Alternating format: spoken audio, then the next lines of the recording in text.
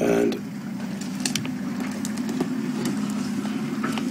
these termite mounds provide such useful vantage points for the leopard to get up and check around, again, for not only any potential prey, but any potential threats. Just like that, she's down and continuing south. She's been moving mainly south and east this morning.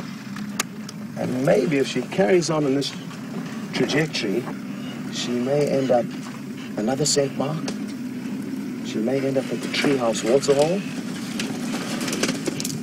But she's still about a mile from there.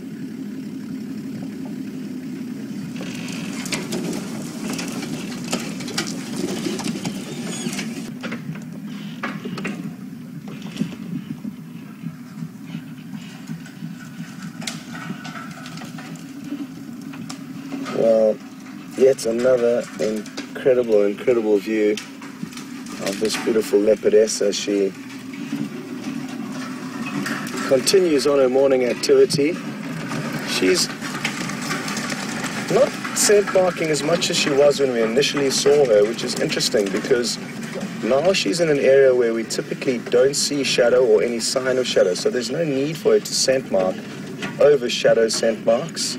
But where we initially found her was closer to the Arathusa boundary on the western side of Djuma, and it makes perfect sense then that she's been more active when she was scent marking in the area where shadow has been, as opposed to this area where shadow hasn't been. So this is still her patch.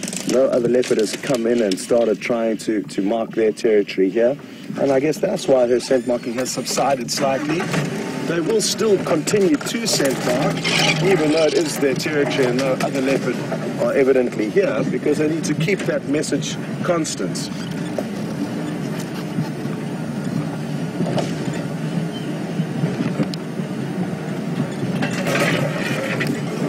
Kersey, it's a tricky one at this stage. She's continuing south and will probably end up at Treehouse Stand if she continues for Weaver's Nest Road.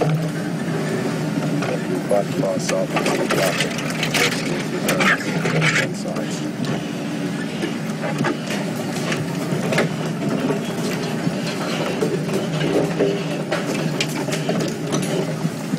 Yeah, exactly. Tricky one. If I were here, I'd possibly stand by the Weaver's Nest Treehouse Road.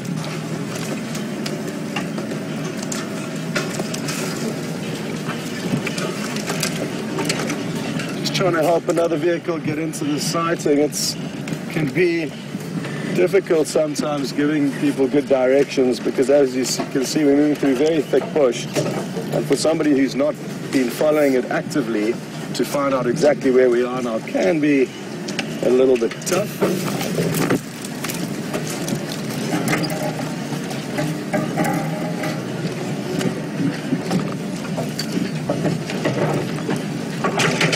So what I've suggested to Kirsty, who's going to be joining us, to rather possibly wait on a road junction that she could pop out on, as opposed to rushing in here.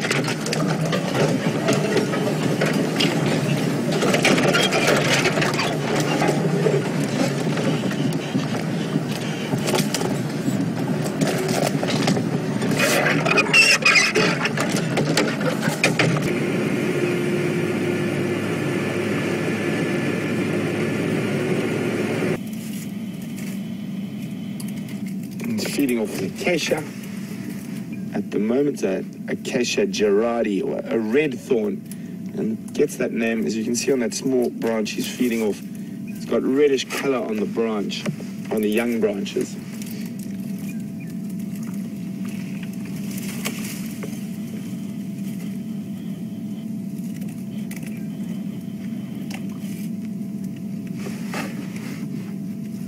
And you can see those thorns mean absolutely nothing to him. And he pops them in his mouth. Inside of an elephant's mouth's a bit like an old leather boot. Very, very tough. Those thorns don't mean much at all.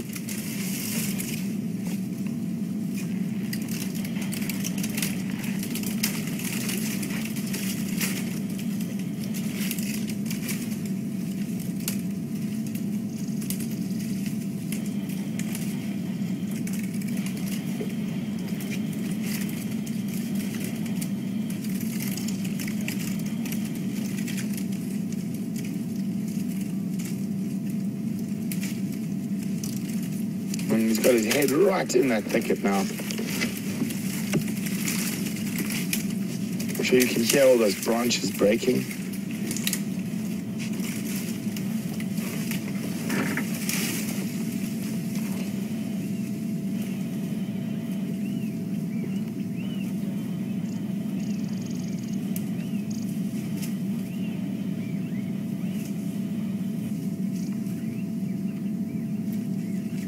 He's delicately sniffing and smelling which he wants to eat. Oh, looks like he might manhandle this acacia into a better position for himself. How's that incredible strength?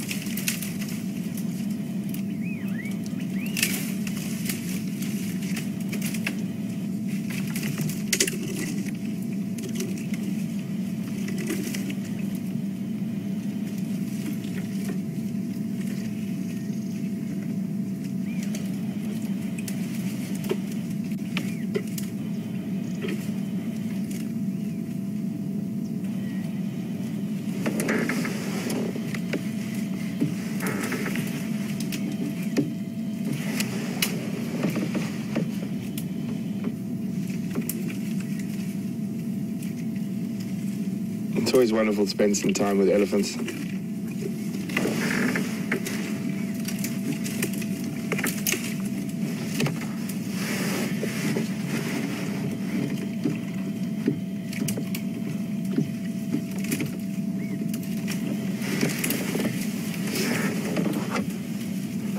Just trying to work his way into the center of that thicket to try and find the exact right branch. And it looks like he's actually going for a creeper that is growing in the middle of that thicket, rather than the acacia or the spike thorn or the guarri that is there. And he's not eating the tambueti. Elephants have been known to eat tambueti, which is a little tambueti there as well, but very seldom.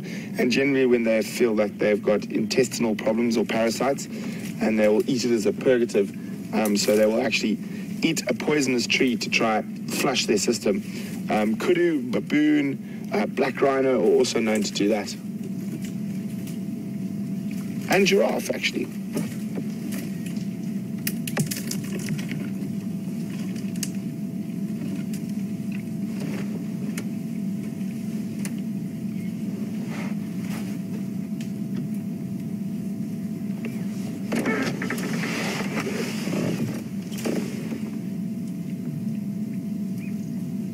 Well, it looks like the rest of the zeddies are heading deeper and deeper into the thicket, and I'm not going to go crash through there and follow them and possibly disturb them, but we'll stay with this guy for a bit longer as he's on the edge of the thicket before we meander on.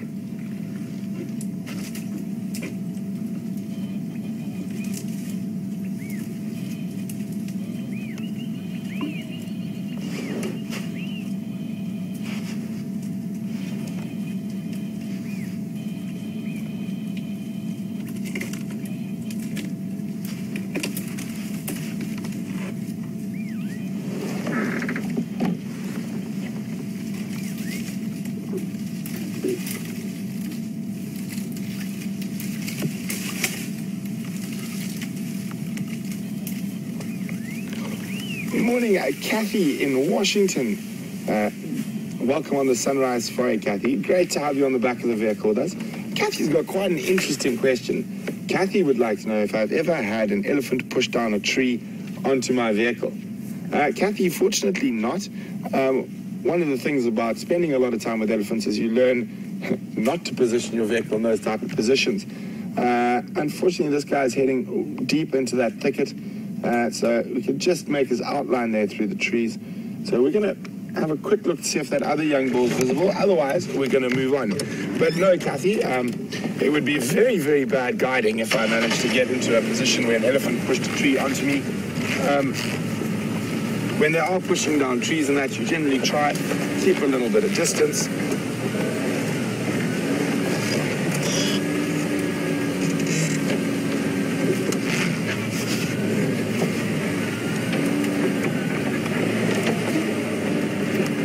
I can just hear the elephants as they disappear into those thickets. It's So we're going to continue on and see what else we can find.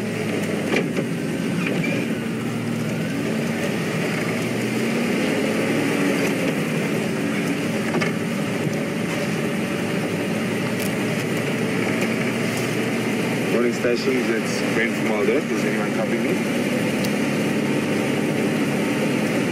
Morning, Peter. I'm just looking for an update on Shadow and Montoine from this Bombay cut line from yesterday.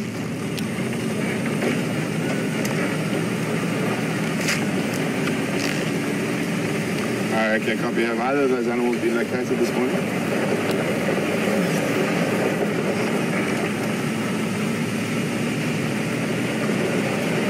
And any other updates for Safari and Down?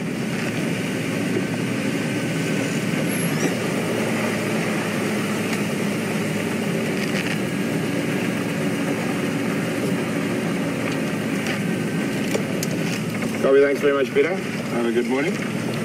So, well, we've got a quick update on what happened with Shadow and Sindile.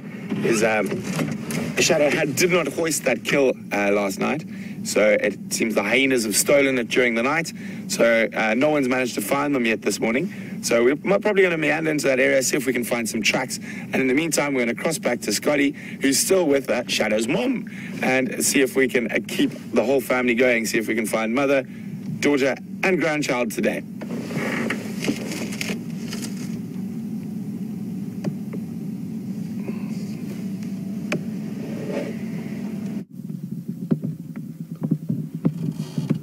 Welcome back, everyone. And how awesome is it that we can swap between such awesome animals here and you get to see so much on our safaris.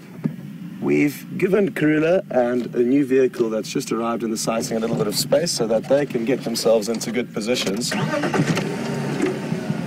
But she is moving in our general direction, so we should get a visual of her very shortly. She's just ahead of us. Very good.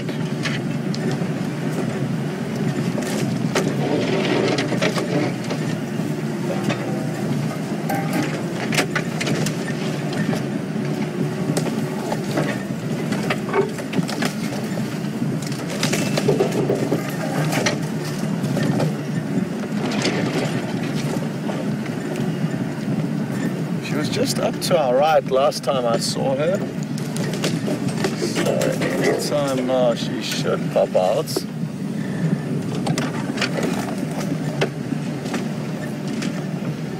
There she is.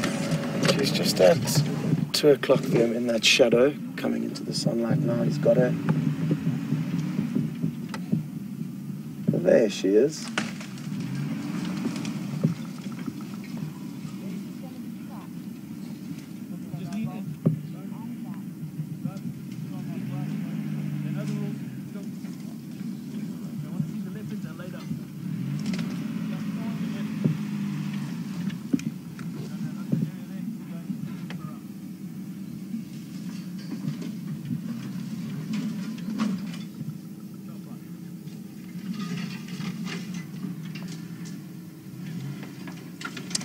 Sheila would like to know what would happen if Karula bumped into Shadow and Sindile, and in all likelihood she'd probably hiss and snarl at Shadow as well as Sindile. Sindile would probably head for the hills and hide away.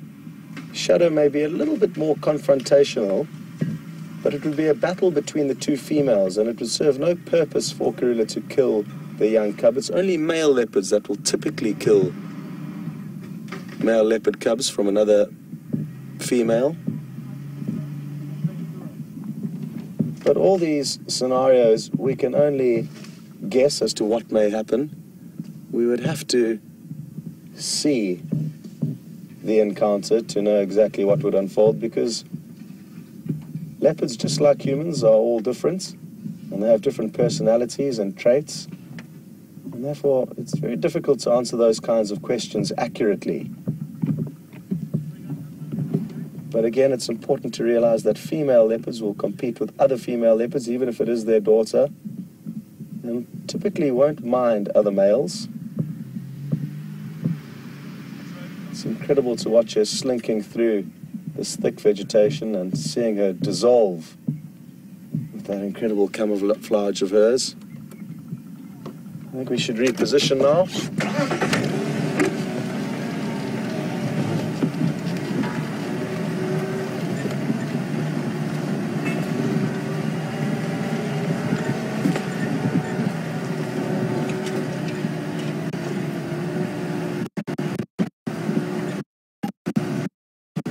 Now there's a lot of you are interested to know whether I think she looks pregnant. I don't, but that's not to say that she isn't. It can be very difficult to tell if they are pregnant or not, but she could well be. Judging for how long she hasn't seen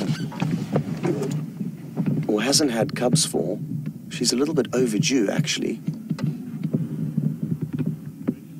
And usually if leopards do lose their cubs, which she did in December last year, they can come into season just weeks afterwards, mate again for 3 to 5 days, and then 3 months later give birth.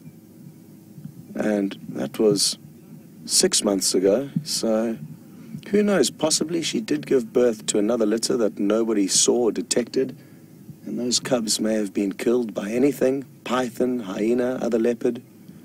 So it is possible that she has given birth again and lost cubs again in this period. Isn't this wonderful?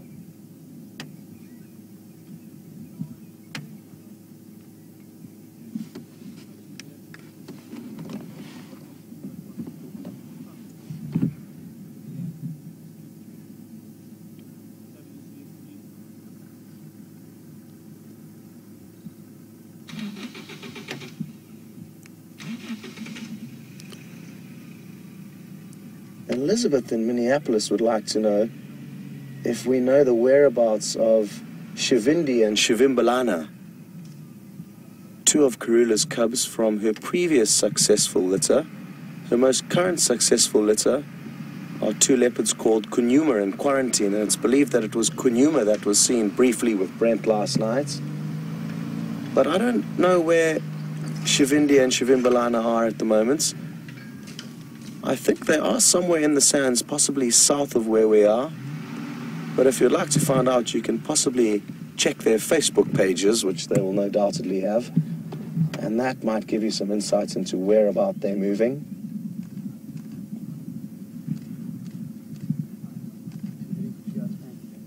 Okay, when you do the same process in reverse, guys, please mind your heads on that green form. It'll distract your eyes on.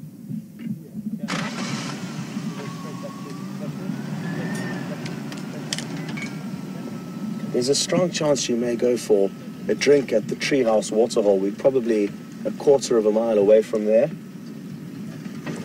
So she may go for a drink, and who knows, she may find some potential prey also heading into that area for a drink.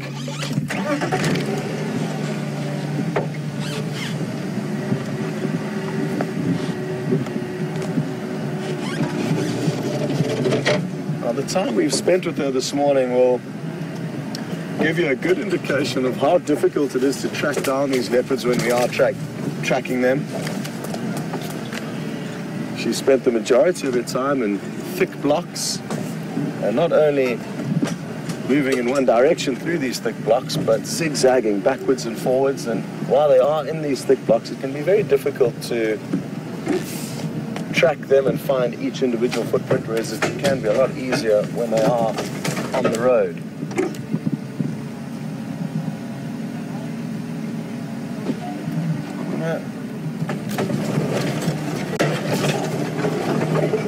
Just continue onto the road here. Looks like she's heading towards, and if she does continue in the direction she is heading now, she will end up at the treehouse waterhole, so that's good prospects.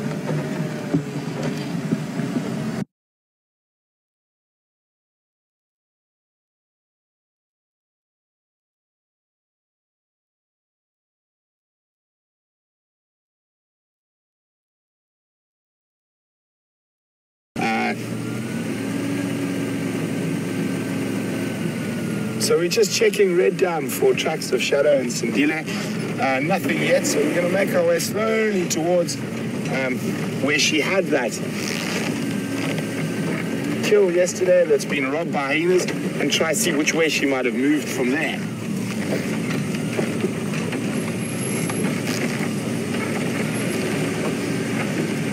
But it seems like it's been very quiet on Arethusa this morning, and we are trying to find out what's going on, but it seems like all the animals have vacated Arethusa for the day, but I'm sure they're around, just hiding in the drainage lines in the cold. And we apologize for that breakup with Scott. He's obviously in quite a difficult area where he's following Karula at the moment, and hopefully we'll be back with him shortly while we continue to track.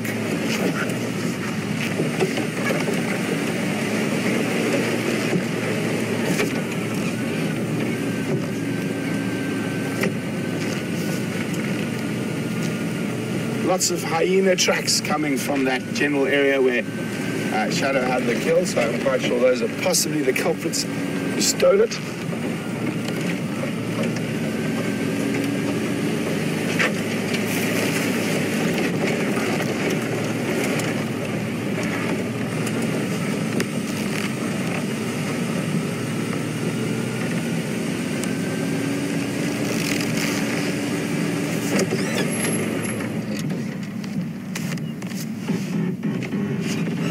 We've got a pretty little bird here, white-crowned helmet shrike in the grass, feeding.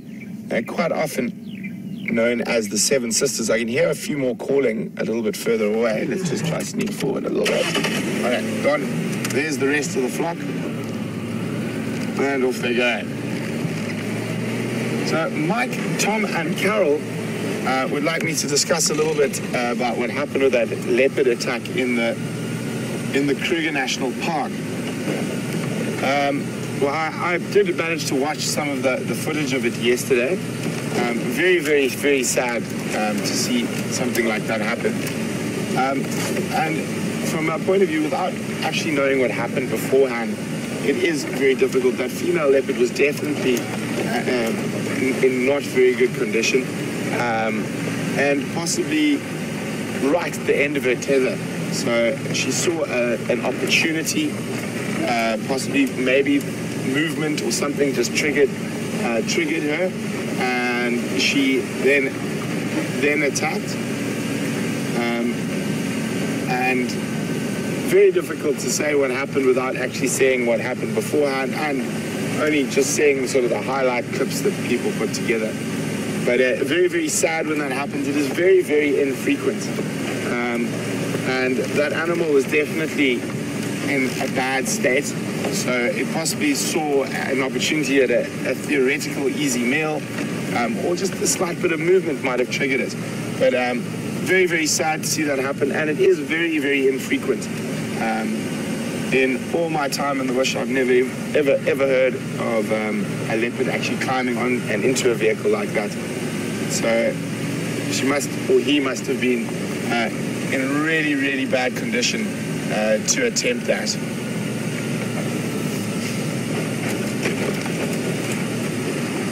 Ooh, no trucks here yet. There's a possibility, because she was right on the northern boundary of Arethusa, that she just continued to the north. I haven't heard any updates on the radio. No one's found any tracks yet.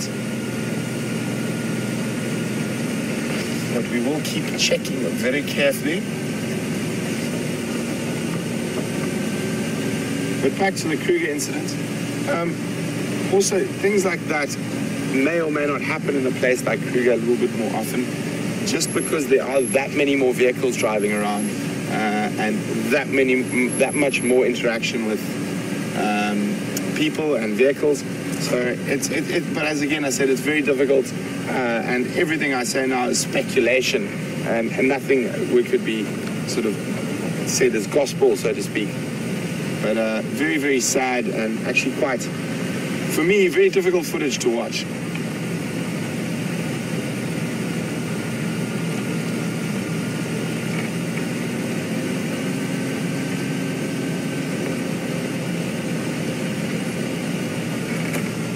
Quick look here for tracks.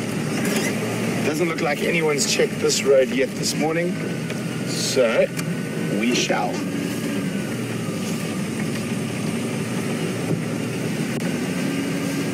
So there's been a lot of vehicles checking where she was, and no one seems to have found anything, so I think the best bet for us is to take a road that hasn't been explored yet this morning, and possibly she might have cut through the block.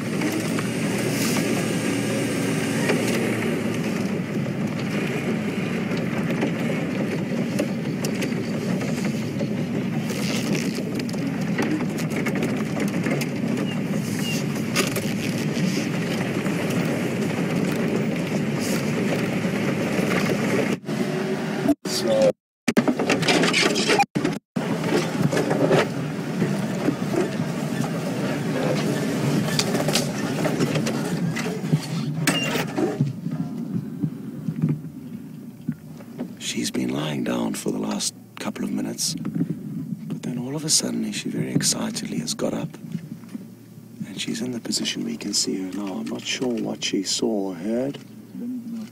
There certainly was something that got her attention, and it's got her very excited. Look at her tail twitching from side to side.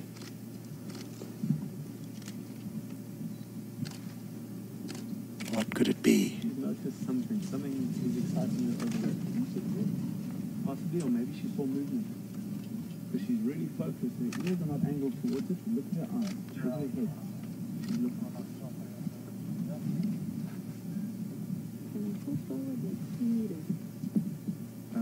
I would give it a second. Hold on. It's not an easy business for these leopards to catch their prey, even though they're incredibly stealthy and well camouflaged. It's important to remember that their prey have evolved and adapted over many, many years to escape being eaten.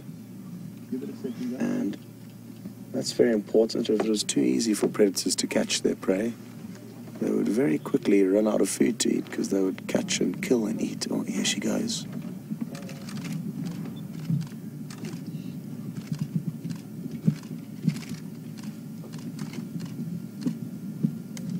She may drop down into this riverbed below us, which will be a great vantage point for her to hunt from. Lots of cover. Watch as she begins to lower herself through to the ground. She slinks forward silently, trying to get closer to whatever it is that's up ahead. Like I said a little bit earlier, she is close to the treehouse waterhole. Could be some other game in this area that's also coming down for a drink. Good opportunity for her to potentially ambush something.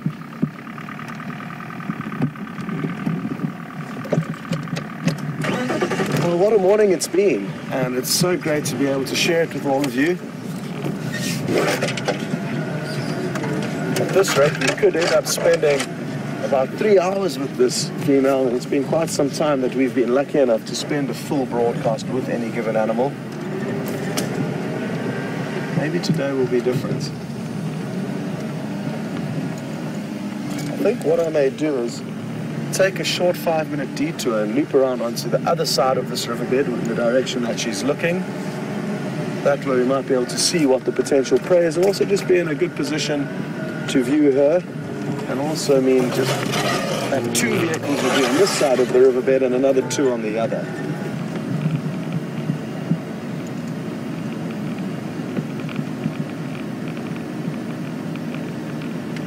They'll come into view shortly. Just going to find a little spot to stop here. We could possibly be able to see both her and the impala in the same shots. She is quite far from them now.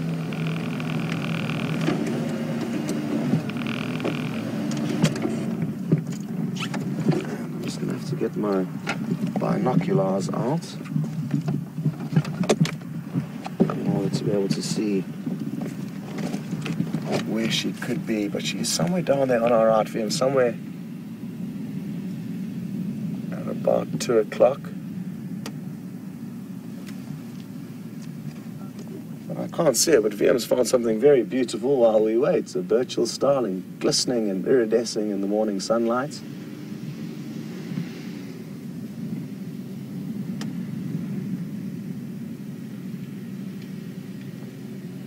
There's a bit of a breeze that's just picked up.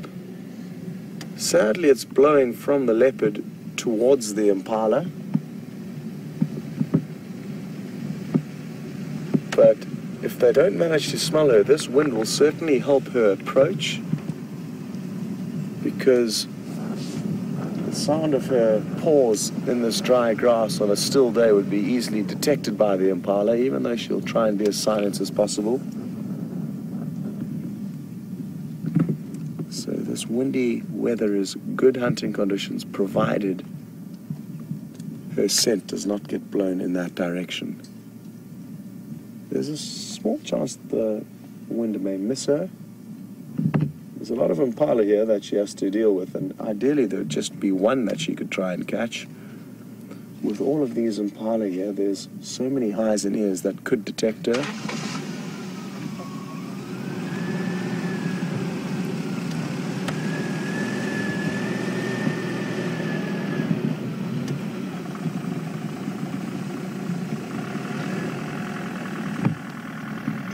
We just have to be a little bit patient now. Again, we try and be as sensitive as we can in these scenarios so that we ensure that we have as little impact as possible on the situation. And now's a good example of why we need to be patient. We've already had such good views of her this morning that now we just want to be in the area, in her presence, in case something exciting unfolds. And if it does, even if we don't necessarily see the chase or the takedown, which can be difficult in the thick vegetation here in the Sabi Sands, at least if we're there for, as it's happened, we can sneak in and see what happens next.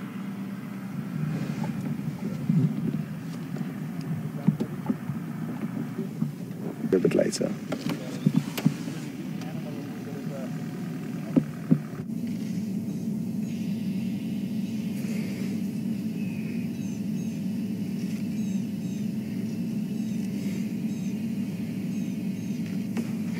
Welcome back, everyone, from spots to blotches. We've got a nice male giraffe here in Arathusa. I'm going to edge a little bit closer. He looks nice and relaxed. So here, Karula is doing some really exciting stuff. Awesome. I'm so glad you guys are getting to see that. We're just going to spend another few seconds with this giraffe as he decides to, he's finished eating and walking off down the road.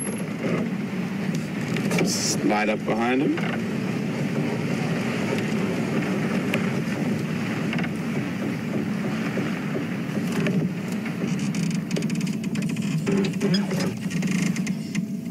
There you go, having a look at us through the trees.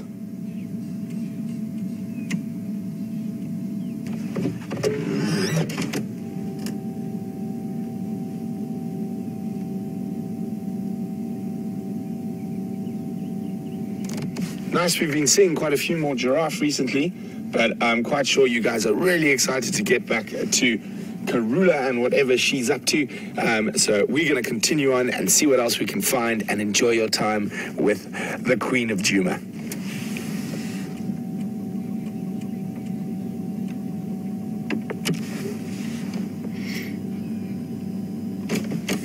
Sorry about that, guys. Apparently Scott's dropped into a drainage line and lost signal, so you're stuck with me for a little bit longer. So we're going to move a little bit forward and see if we can have another look at this giraffe as he is slowly walking. Looks like he might walk out into a gap there.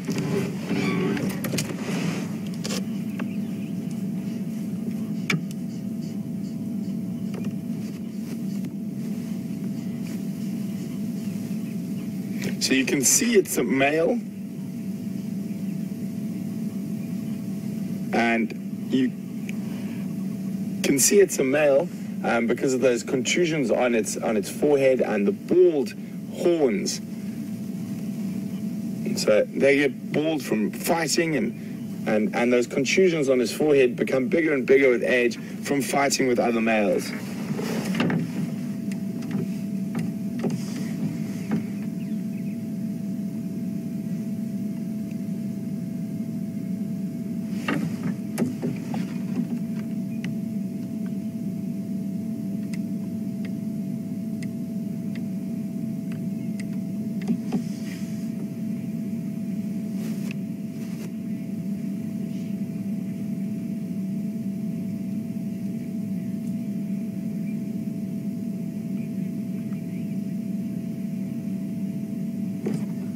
So guys, we're going to leave this giraffe. I've just heard some really exciting news. I'm not going to tell you what it is in case they disappear before we get there. But so we're going to be going on a bit of a Ferrari safari. So hold on. Thank you very much, Mr. Giraffe. But we have places to go and things to see.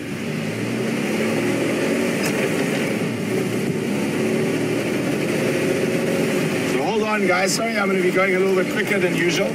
But it is worthwhile, I do promise.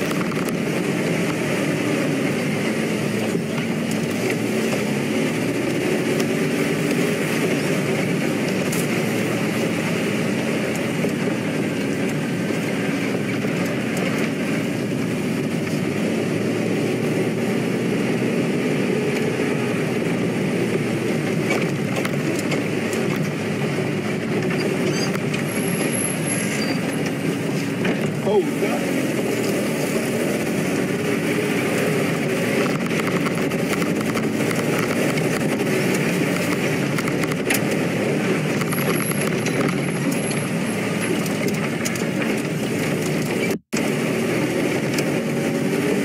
Hold on, guys. Bumpy, bumpy.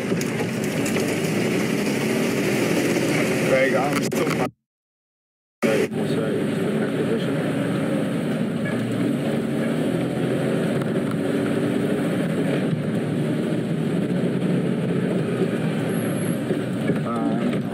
Through the zebra drive approaching Chihuahua.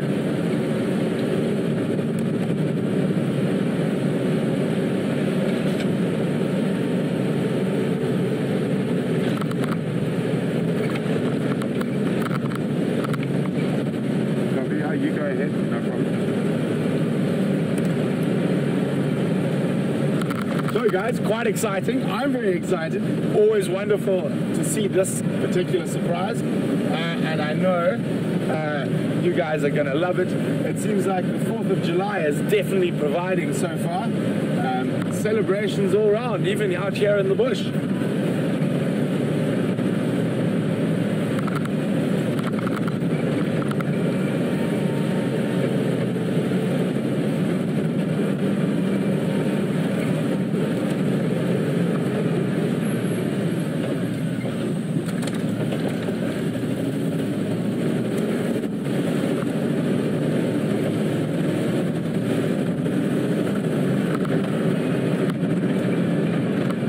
So, very, very exciting. We're going to try move as quickly as possible not to lose Gendre on the back.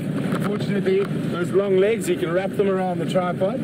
Make sure he doesn't disappear.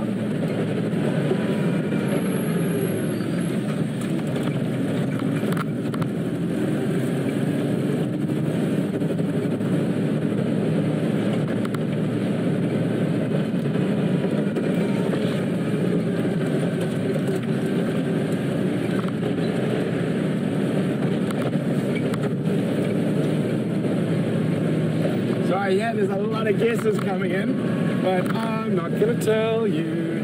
We're going to just try and move into that area as quickly as possible.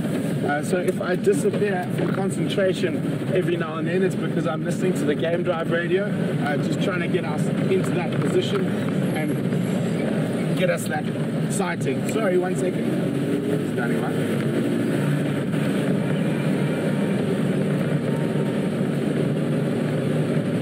That's affirmative next possible.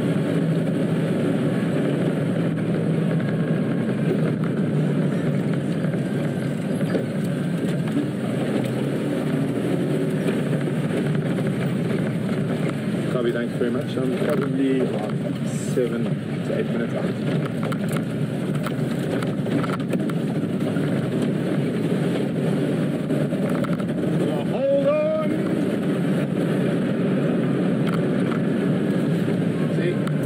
To remind Liam about this feather that he kept telling me yesterday was unlucky. It seems to be being very lucky today and even last night.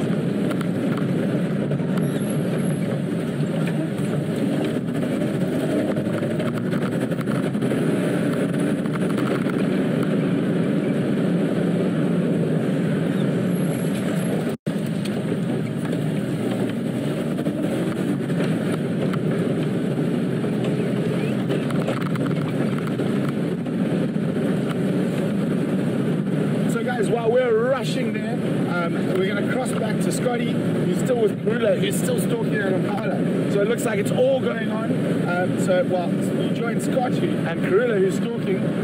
We're going to be doing some low flying to get to that position. So we'll see you a little later.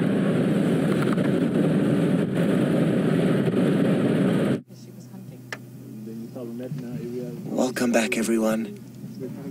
And she's difficult to see, but if you look very, very closely, you will notice a leopard sitting absolutely dead still in that vegetation. She is still very close to these impala, but moving very slowly and cautiously, not wanting to blow this attempt.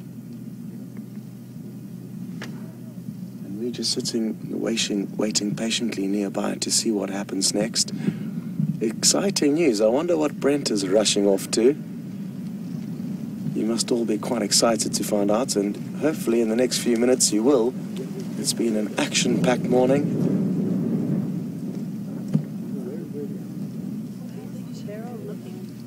And thankfully there's still about 50 minutes left of the broadcast.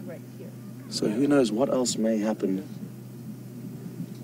during the course of this sunrise safari. Sorry, Delaney, your question was how big is she compared to a lion? A lioness is 4 times bigger than her. Lioness weighs about 120 kilograms, 150 kilograms. She weighs like... Anna Marie, hello, and welcome on board with us. Anna Marie would like to know how close would a leopard need to be to a scent mark and able to be able to smell it? I would say probably a couple of meters, but in order to be able to process that smell very closely, she'll go right up to where a previous leopard would have scent marked, sniff against it, and then she'll do a phlegm and grimace. And when they do this grimace, exposing their teeth, they're also exposing a very special organ called the Jacobson's organ, and this helps leopard and other cats to better process smell. So it's another sensory organ used for smelling, and they will often smell the exact place where another leopard has scent marked in order to absorb all that information. So I think there's varying degrees. They can detect scent from a few meters, but process it properly from very, very close by. I'm going to creep forward a meter or so. We'll get a better view of her.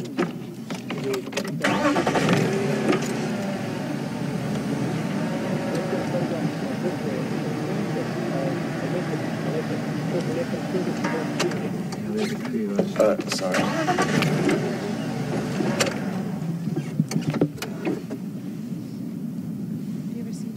Interestingly, she's looking not in the exact direction of where these impala are all standing, and she's actually looking further off 108.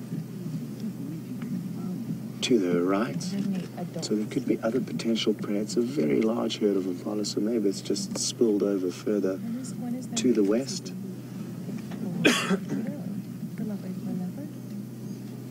Any time of the year. They'll often use shade and shadows as part of their approach or stalk, because it's much harder to see anything moving through a shaded area. And as you can see at the moment, she is sitting in the shade. As soon as she would move in the sun, her movements would be detected far easier by the prey. I wonder what it is that's up this little riverbed where she's looking. I believe she's got... It's almost in the opposite direction to where the impala are. The impala are behind us or to the left of our vehicle. The dam that you can smell or see. Will she ever meet up with other leopards? She'll vocalize when she comes into estrus, and that will attract resident males.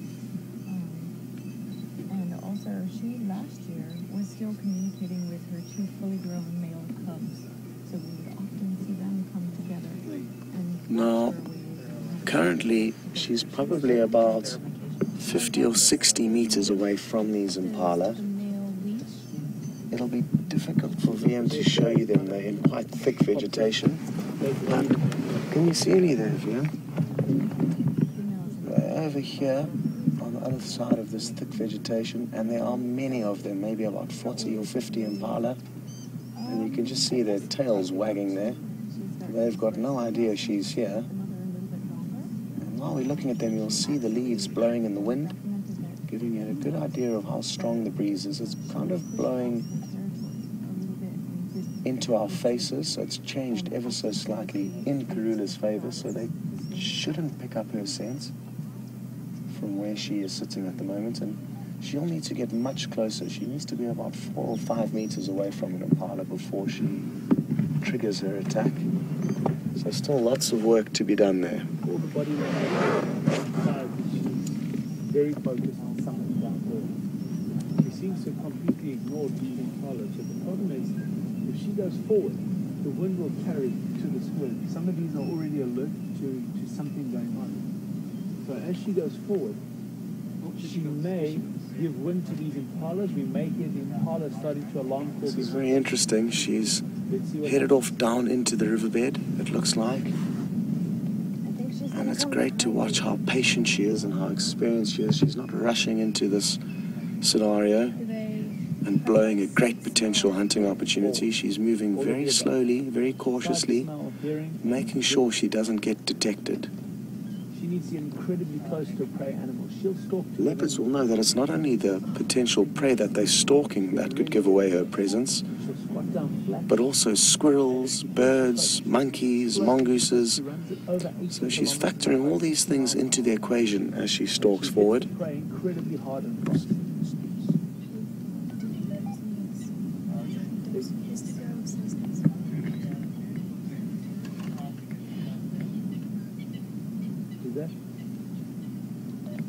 The vehicle is currently in the lock with Karula. Do you want to jump in? Sorry, who's that?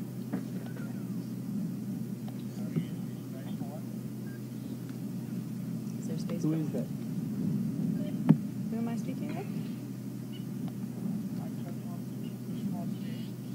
Yeah, and I just want to know what your name is. It's probably one of the landowners. No, I'm just chatting to her. She's currently laundering something, and she's busy hunting, and we'll be here for a few more minutes. Okay, we're currently on Saturday, on Treehouse. Just east of the dam. East of the dam. You guys? No, no, come on. Oh, yeah, she's going out the other dam. See, man? So she's now heading in the opposite direction to this herd of impala, which are behind us. So she must have seen or heard something else that she thinks she's got a better opportunity of catching. Possibly steenbuck or warthog. It's hard to say, but she's in a good position, and like I say, these windy conditions She's on the other hillside. She's moving are up certainly in her favor for hunting.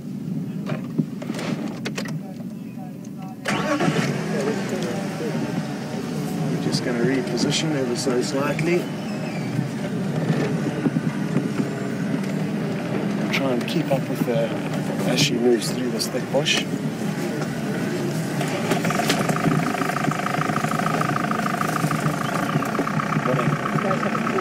Thank you, we do.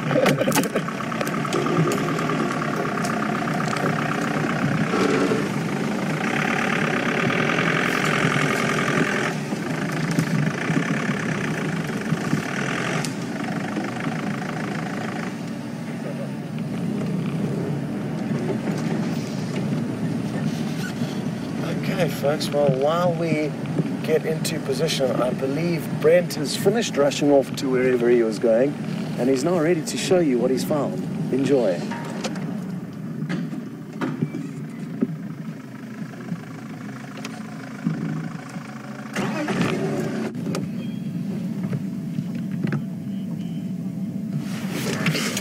Welcome back, everyone.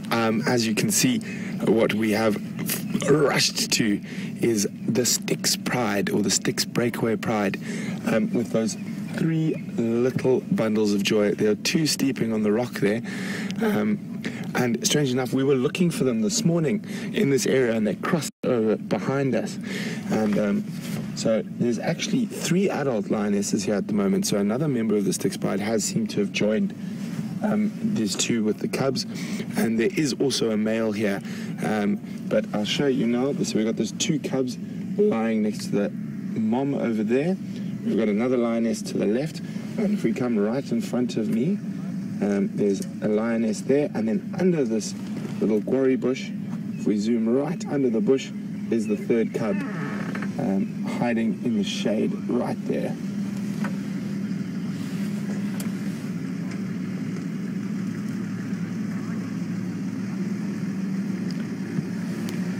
So they're very tired-looking kitties, and it looks like they've travelled quite a long way today. From where I heard where they were yesterday to here is probably, especially for little cubs, a very, very long distance, about 5 or 6 kilometres.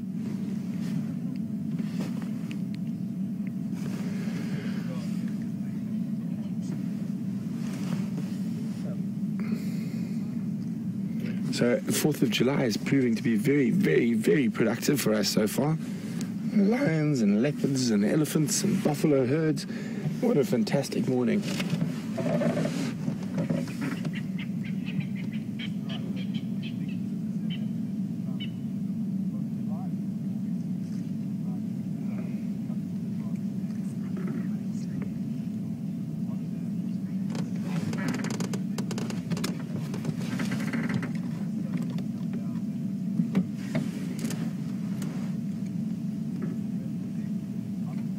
Isn't that just cute, how that little one is using that branch as a pillow?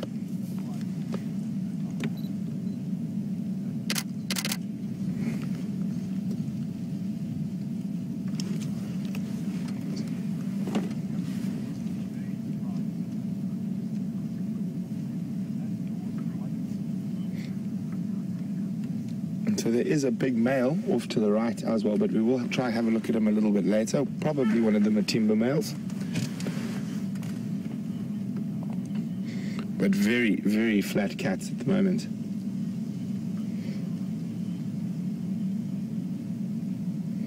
You can just see the stomachs moving.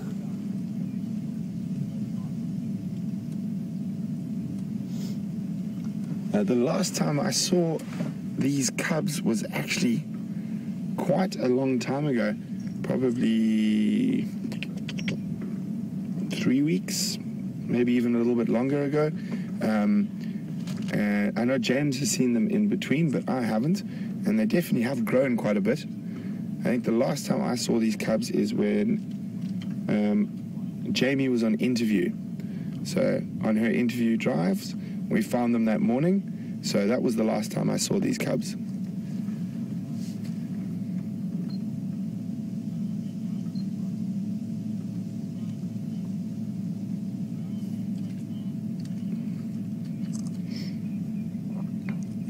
So we're just going to try to reposition slightly so the other vehicles can also get a view.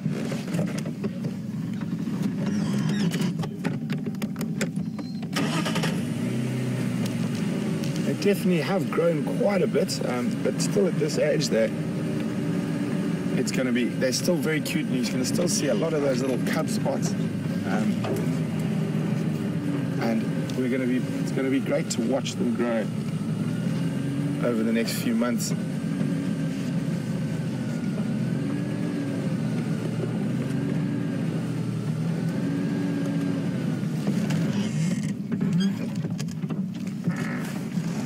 Oh, there's a little, just repositioned almost perfectly for us, and Mom looks like she's standing up. They look like they are quite happy. Mom's just going to lie down in the shade. Boom. And I don't know if you can see the male from where you are, Chandra.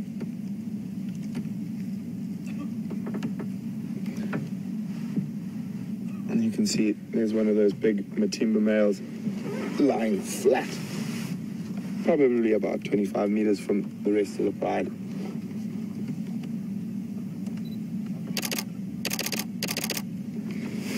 Those of you who are wondering what that machine gun-like sound is, don't worry, it's just my camera. I'm taking a few shots of the little one.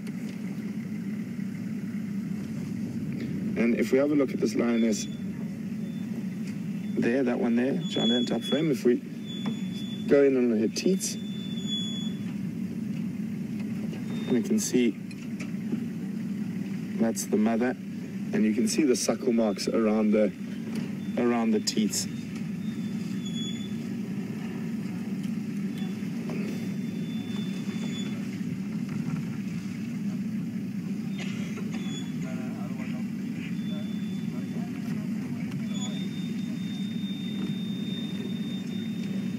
And this little guy has moved slightly, and that looks very comfortable. I'm actually quite jealous. I think I'd like to lie in the sun in that position.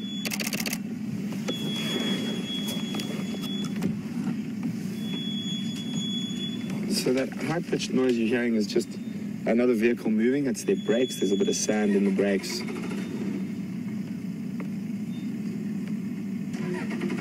So you can see that little guy has positioned himself or herself almost perfectly. And very, very comfortable. So guys, you should definitely get some screenshots. That's probably one of the cutest lion sightings you're going to get.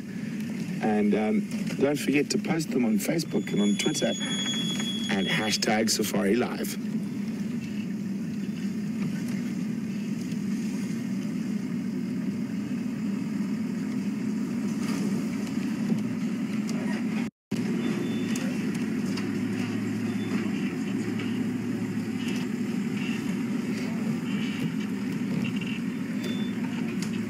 Hi, John. Welcome to a fabulous 4th of July. John would like to know, who is the third female we're looking at? John, it's one of the other Styx lionesses, probably one of the oldest Styx lionesses. So there are quite a few Styx lionesses, and they would have split. And these two split a while ago, but they will join from time to time. They still are related.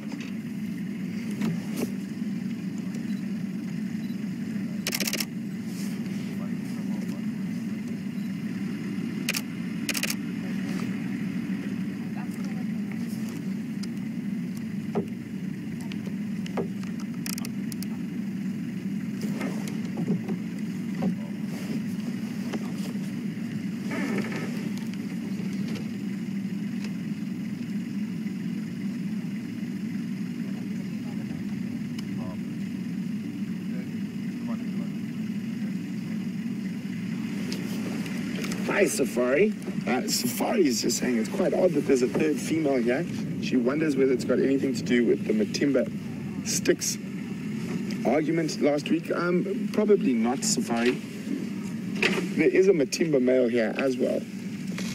So I would probably say she is a blood relation of the other two lionesses, and they might have come across each other and just decided to join up. And when pride split like this for a while, it's not uncommon for the pride members to come back together from time to time. It's only when they've been split for a really extended period that they will stop sort of having some of those pride bonds.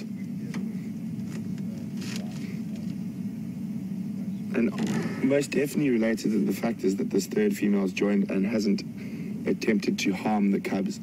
So that's probably a very good sign that they are related females. Female looks a little bit older than the other two, which is this one we're looking at here. Could even possibly be a mom or an aunt.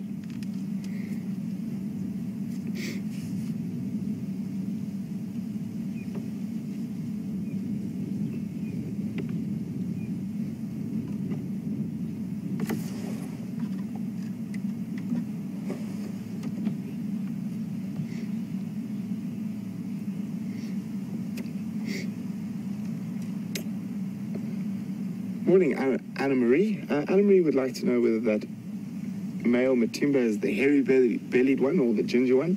Anna Marie, I can't see from where I am currently, so I'm not going to speculate till we can have a closer look.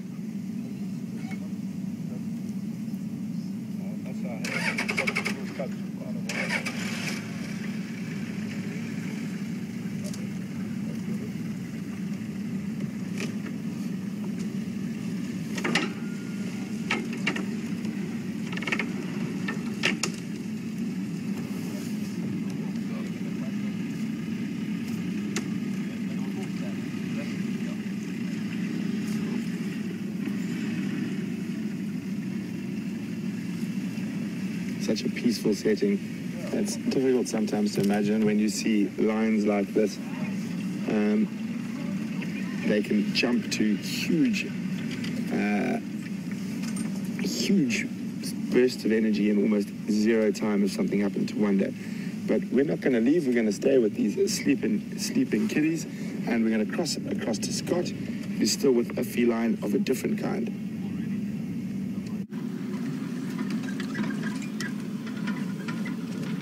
Perfect timing, everyone, and watch closely here.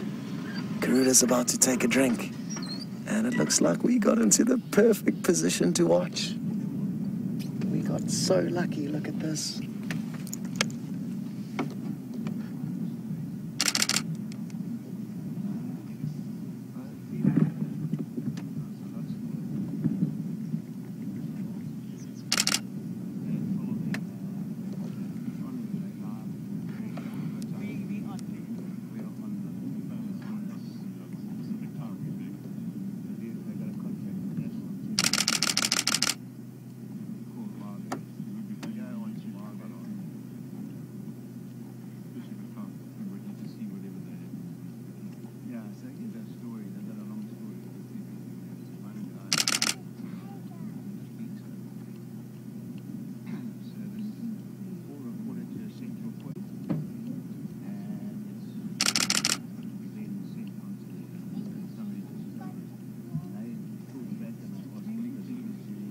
She's been on the move quite a lot this morning, and she'll be looking forward to quenching her thirst, because there's a decent amount of water around the Sabi Sands. Even though it is very dry, there's a lot of water holes.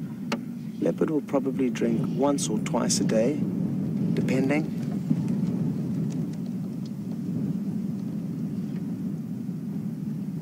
And aren't we lucky to be watching this? Absolutely beautiful.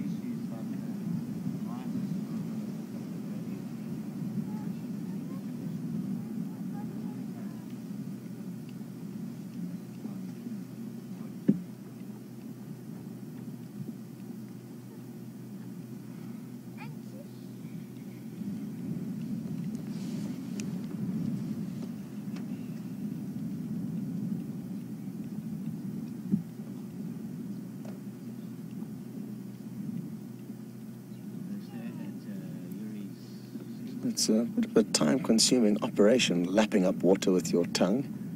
Imagine how difficult it would be for us as humans to try and do this.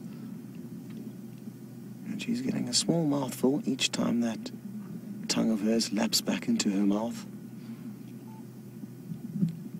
It would be interesting to know how much she'll take on in this sitting. Possibly half a litre or a litre, I'm guessing.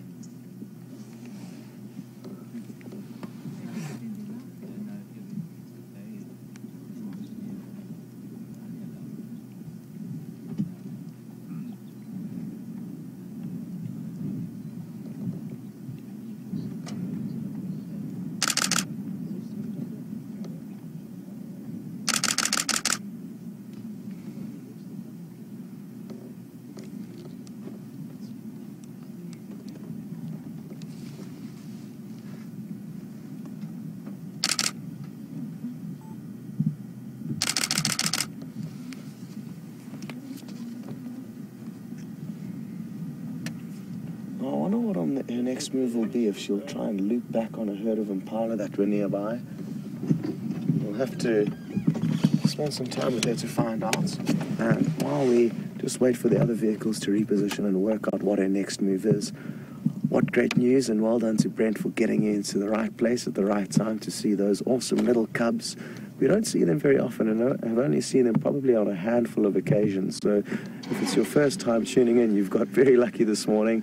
Karula, the elephant, the buffalo, and now a lion with tiny little cubs. Also interesting to know that another, I think it's an older Styx lioness that splits up, just like the two with the cubs, splits up into another pride of two, is also with them, as well as a big male. So really exciting stuff over there. Where's Karula gone? Really interesting that she's almost actually passed up that impala, that herd of impala that she saw, and she's decided to move off into another area. Obviously, she weighed up her odds and thought it would not be worth trying to catch them and giving away her position if they did detect her by alarm calls. And that way, it would make everything else in this area aware of imminent threat. So that's possibly why she's decided against it. She maybe weighed up the odds and thought it wasn't a good idea, and has gone to look for something else to catch.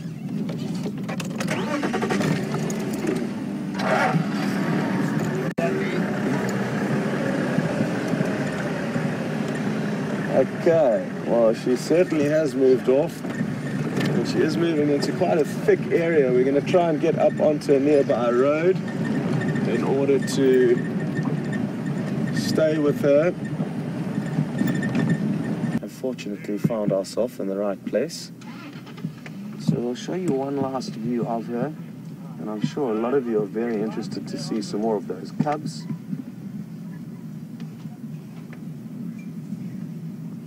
So after this next view, we're not going to go anywhere. We're going to stay with her in case she comes across anything, but we'll get you back to Brent and the Styx lioness with the cubs. Let's see if she curls her tail up higher as she crosses the road. I really love it when she does this. And her daughter Shadow has got a similar trait, holding her tail up high from time to time.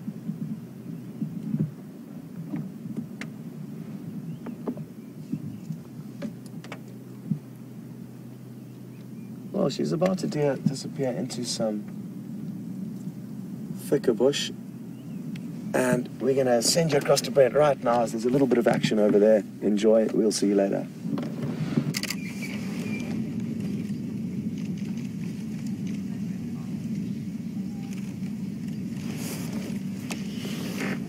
John, welcome back, guys. The cubs look like they're moving towards Mom.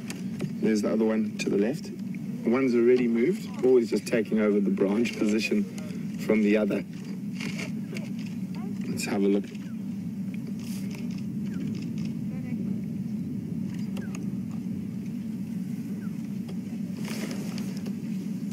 Oh, aren't they sweet?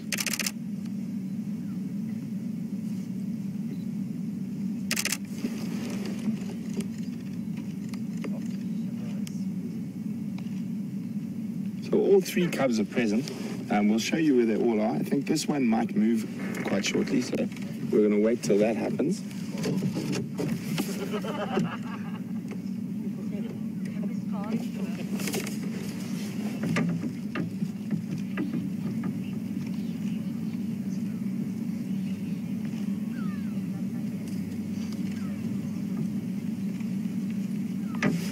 Hi, Juliet from Wyoming. Juliet would like to know, do lion cubs sleep more soundly than adults?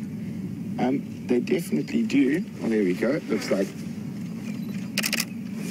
on the move.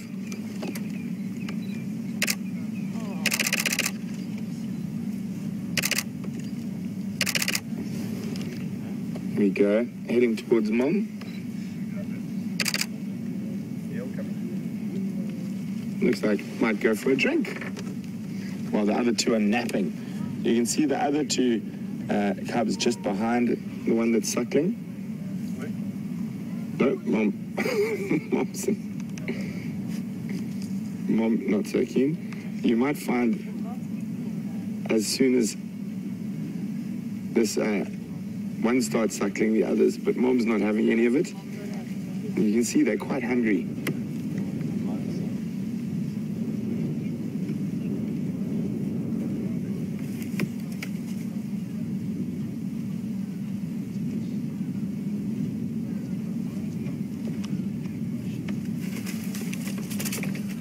she got a fright. I think, I'm not sure what happened there.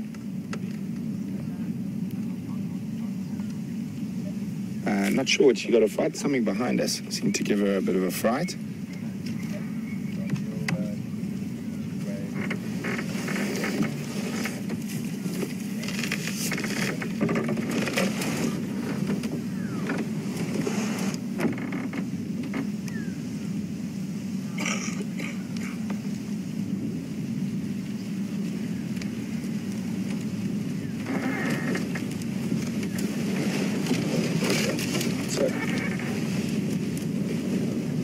See that all three cubs are in the little bit of shade provided there.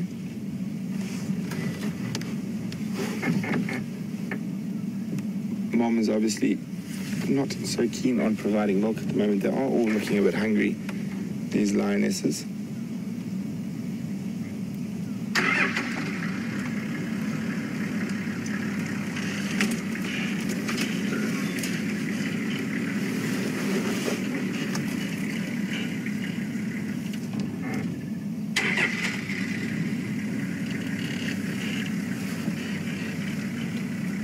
Such sweet little guys. Oh.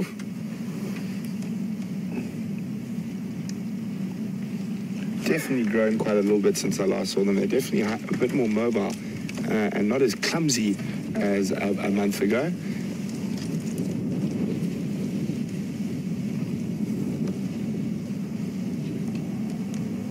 Oh, they've actually spotted an aeroplane, and that's what they're looking at so intently at the moment. So some guests that are going to be landing to come on safari, and the little cubs have spotted the aeroplane and they're watching it.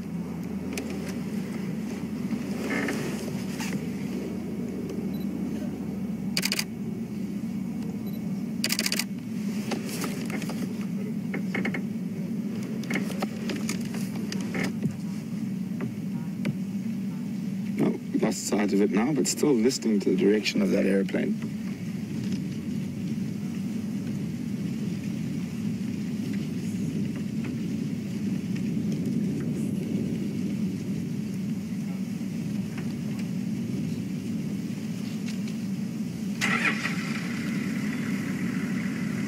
Looks like there might be a bit of signaling.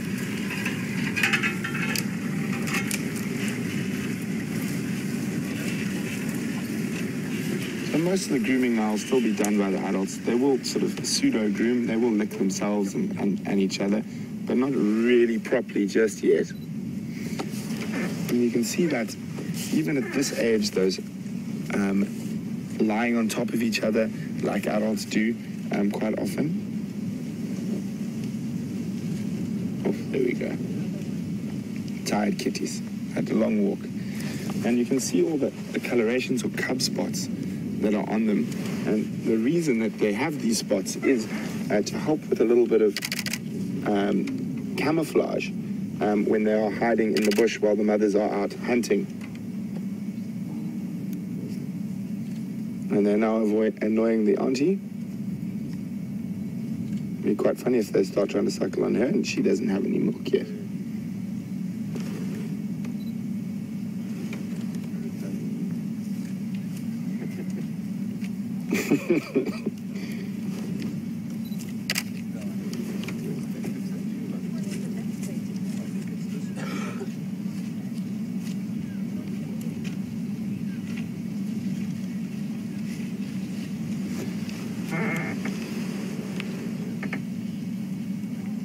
So the interesting thing is that if that, ooh, see, look at that immediate hiss from this other lioness as the cubs walk close to her. She's hissing at them. A little bit of growling as well. So not as tolerant of the cubs, obviously, as the other two.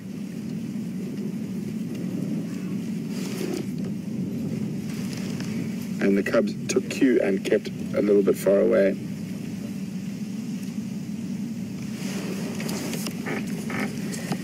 So they've moved past that growly lioness and they've moved through to the other two. And it looks like all three now are going to start suckling.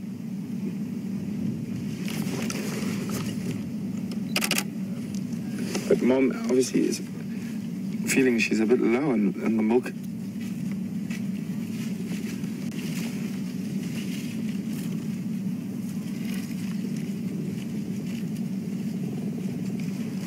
This other lioness is actually growling even at the adult lionesses as they move. I've got a feeling that this could have been the lioness we heard about that was south of us, mating with the Matimbas.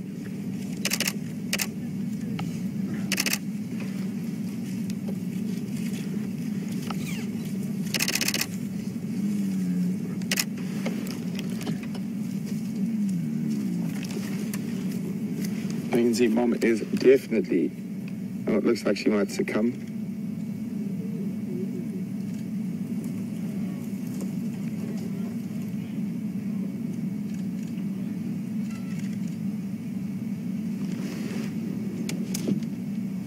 So obviously their teeth will have started developing if they are very hungry and they start feeding aggressively.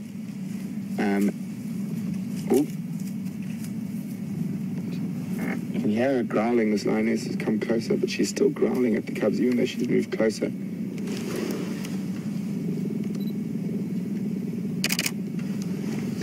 And they will nurse up to 6-7 months, but they will start eating meat from even this age. They'll start eating a little bit of meat.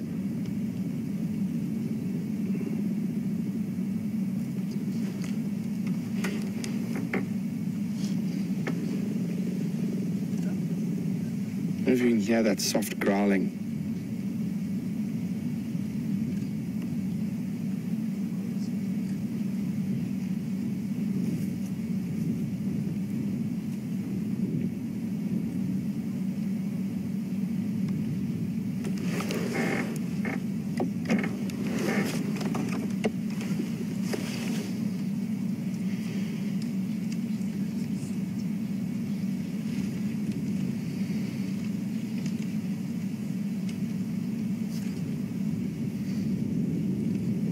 So if we have a look at this lioness that's closest to us now, and we had that report of mating lions to the south of us, I'm pretty convinced that this is possibly the same lioness. If we look, she's got a bit of scarring and almost looks like some old bite marks around her neck, and that would be from mating with that Matimba male who's lying up 25 meters from here.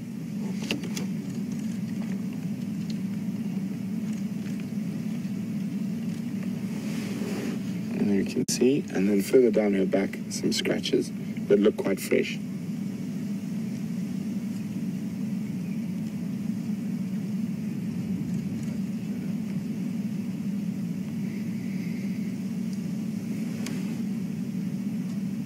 There we go, you can see those scratches there. But it's difficult to be 100% sure. There are quite a few different Styx lionesses around, and they do split up quite often. And the fact that the male is lying up so far from her makes me wonder if maybe it's not towards the end of their mating, or maybe even a pseudo-estrus, because the male, if she was in full estrus, would literally be following her around incessantly.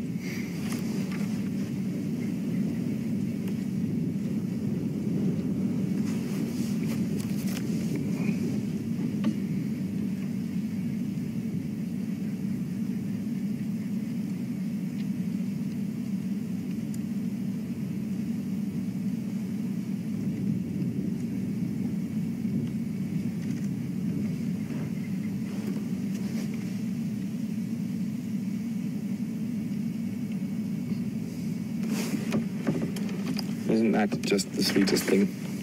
Seems like Mom's given up the fight and letting all three of them suckle now.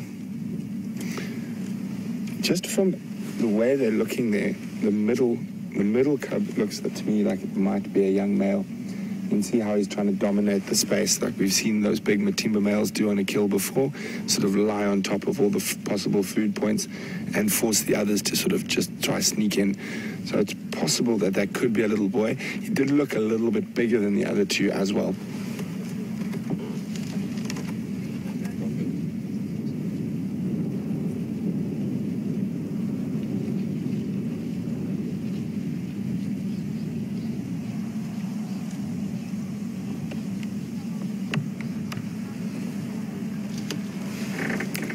And even at this age, it's especially if the cubs are quite hungry, sort of when the female first gets back after hunting, after leaving them for a few days, you'll see that aggression that lions display while feeding will be shown even at this really young age over competition for milk and for teats.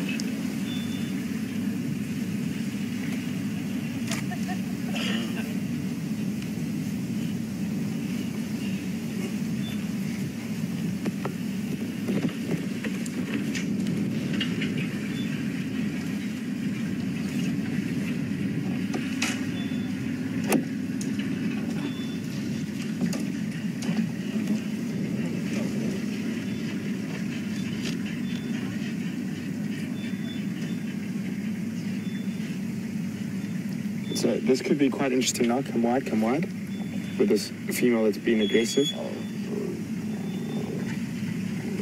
She's still tolerating the cubs, but she lifts her head, she flattens her ears, growls. And also the fact that this is the one that's pushing closer. It was the one who was on the main teeth there, the one who sort of had that male lion stance, sort of trying to dominate the whole section of mom's belly. Also mean they're generally a little bit more brave, so they'll take a few more chances.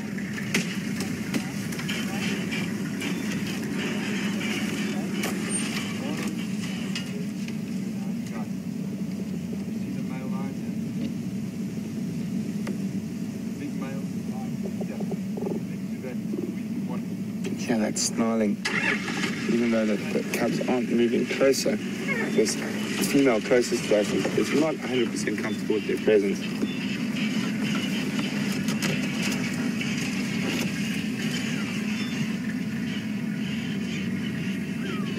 And there we can see a little bit of grooming. So they do groom themselves, but they're obviously not adept at it, and they rely heavily on the mother and the other members of the pride to do the grooming. But they will start practicing even at this very young age.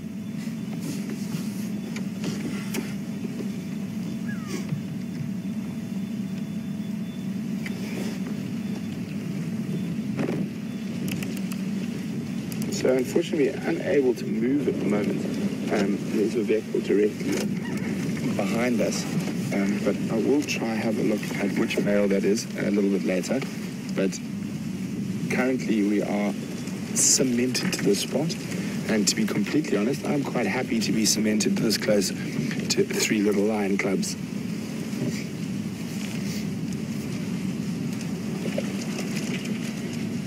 So I'm just going to be on the game drive for a second, standing by.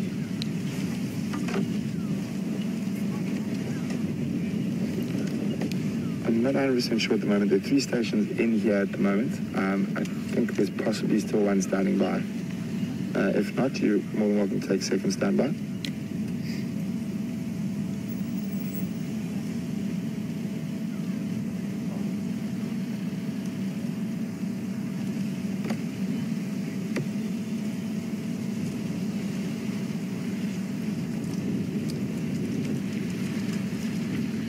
Okay, so that's affirmative. You'll be standby 2. I'll be moving out in the next sort of 8 minutes, and I'll let you know as soon as I am out.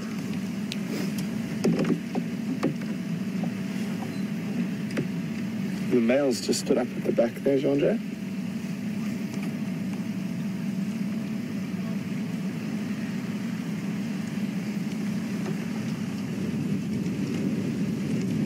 So the answer to which male lion that was, he stood up briefly. It is the hairy-bellied Matimba, and he just moved a little bit into the shade. Margaret, welcome Margaret on the 4th of July at Sunrise Safari. Margaret would like to know if this other female got a little bit more aggressive with the cubs, would the mother defend? I definitely think she would, Margaret, if the female sort of overstepped the boundaries. I think she would take an aggressive stance towards this other female.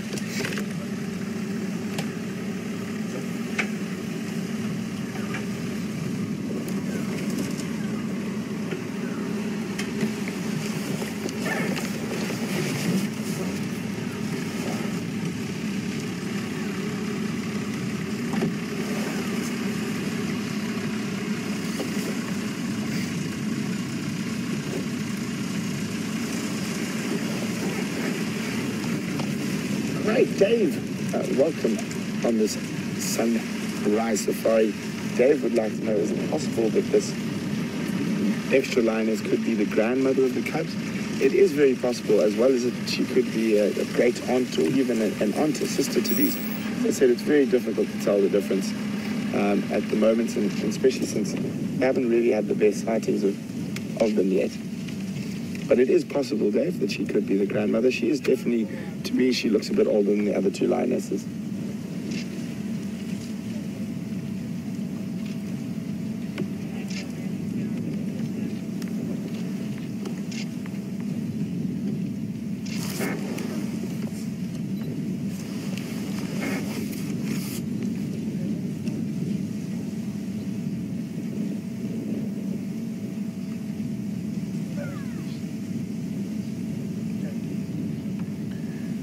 So guys, we're going to cross back to Scotty quickly. He's just going to give you an update on what's been going on. And then we will be back for the last few minutes with these little bundles of joy. So we'll see you a little later.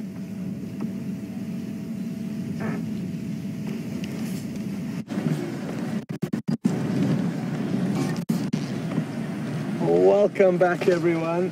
And what a interesting sighting it sounds like you're having with Brent and the Styx lioness and their little cubs.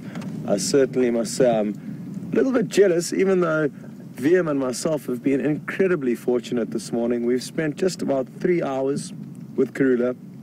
We've just lost visual of her now in a very thick area west of Treehouse Dam, but we've got a good idea of where to come and look for her again this afternoon, and that's certainly going to be my plan, and I look forward to it. I hope you've enjoyed this morning.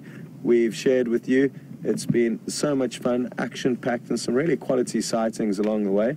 A big thanks to VM on camera, who I've thrown around a couple of times during the off-roading we've been doing to keep up with Karula. And also big thanks to Tara in Final Control and Nikki, who's been lending her a hand. From myself, Scott, it's been a pleasure, and look forward to the next safari with you all a little bit later on. See you next time.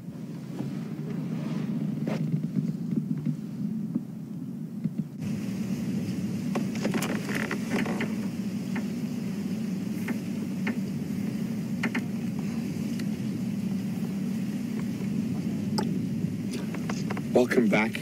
Hasn't it been an absolutely spectacular 4th of July sunrise safari? Lucky enough to see Karula, the queen of Djuma, and some Ellies, and now a little treat on the top at the end, being able to spend some more time with the Styx cubs. So we're going to keep as much time looking at them as possible. This little one closest to us is being very cute at the moment, sort of pseudo-grooming and playing a little bit. So let's have a quick look at them while I give you the rest of the closing. So guys, thanks very, very much for joining us.